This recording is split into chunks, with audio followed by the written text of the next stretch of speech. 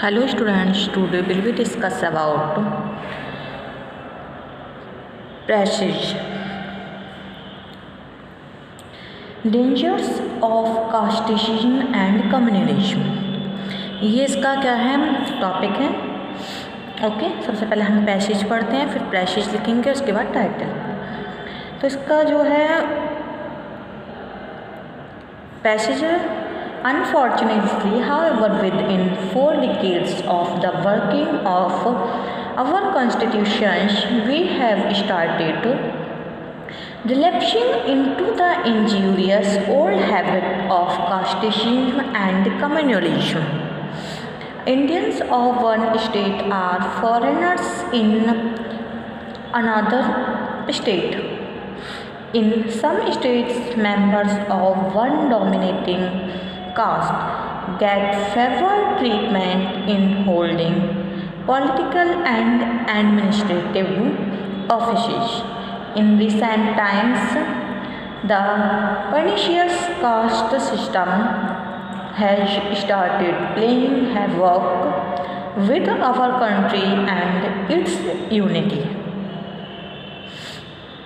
Elections are being fought and won on caste basis.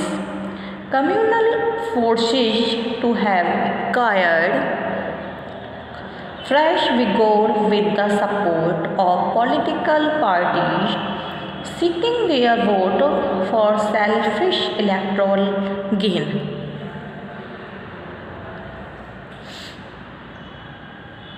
These politicians are not the real well-wishers of the public. The important public appointments and policy initiatives generally have caste angels. Conditions have worsened so much that to talk of one India and one Indian family tantamounts to utopian nonsense. Leaders do not lead but are being led by caste. Okay, इसकी Prestige है The makers of our constitutions wanted to turn India into a secular and casteless state, but unfortunately religion and caste are playing their active part in elections and administrations.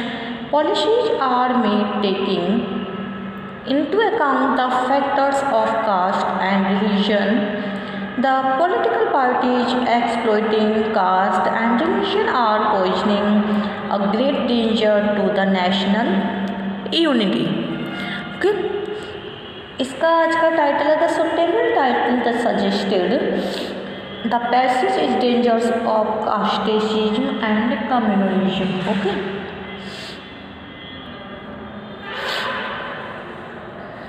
Next है passage. The greatest enemy of mankind, as people have discovered, is not science. What war science merely reflects the social forces by which it is surrounded. It is found that when there is peace, science is constructive. When there is war, science is perverted to destructive ends.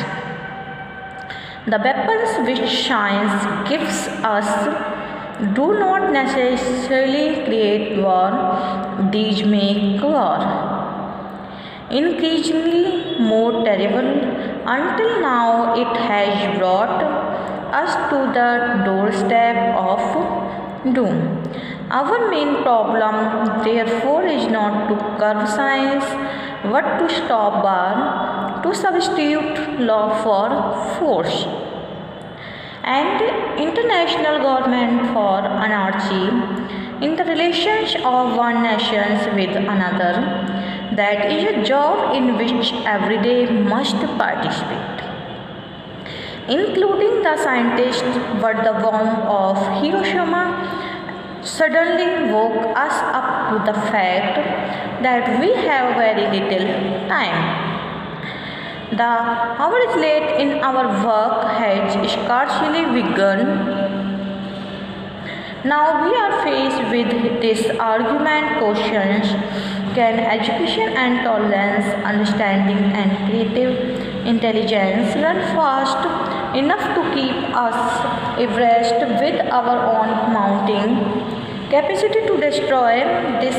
That is the question which we shall have to answer one way or the other in this generation. Science must help us in the answer. What the main decision lies within ourselves. Okay. Passage है इसकी: The greatest enemy of mankind is war, not science. If war is not allowed to break out and force is replaced by law in international relations and disputes, science can be creatively used for the welfare of mankind. This can be done if people are educated, tolerant, intelligent, and constructive in their thinking, and have understanding of life. Human wisdom must grow in proportions. The science has developed powers of destruction.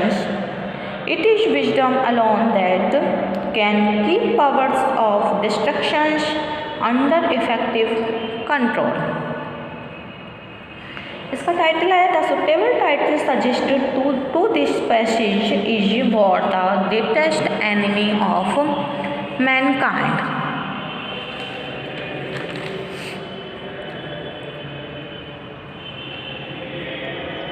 Next है speaking in public is as difficult as singing or acting,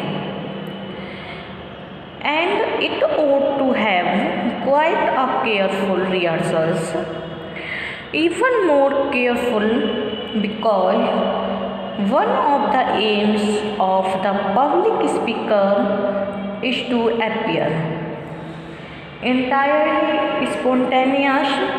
The great speakers of Greece and Rome used to prepare an important speech as carefully as an opera star nowadays studies a new role. After writing it out a dozen times, they would deliver it before a few trusted friends, cities, and tutors, repeating it again and again until they knew every syllable and gesture, and yet the whole thing appeared not a highly elaborate product of art, but a genuine outpouring of a real and overwhelming emotions. That is why we still study the speech of men like Cicero. A single page of them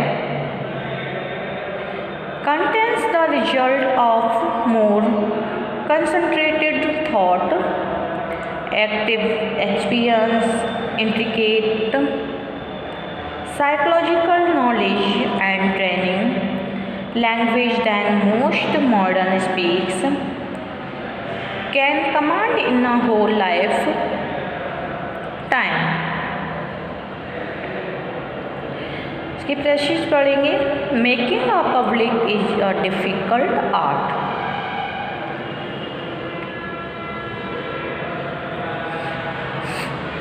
It requires careful rehearsals like singing, acting for a spontaneous orations. The Greek and Roman speakers could make an emotional appeal because they prepared their speech with labor and rehearsals. The speech of men like Cicero have relevance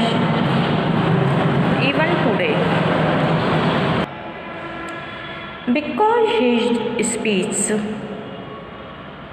contain deep thoughts, a keen psychological insight, the skilled language.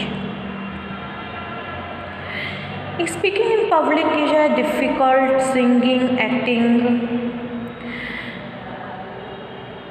to have quite a careful rehearsals, even more careful because one of the aims of the public speaker is to appear entirely spontaneous.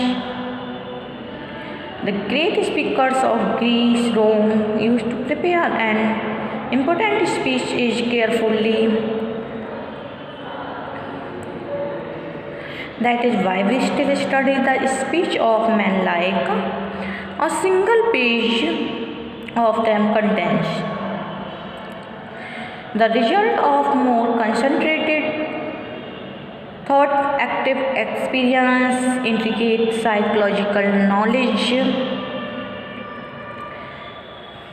and training language than most modern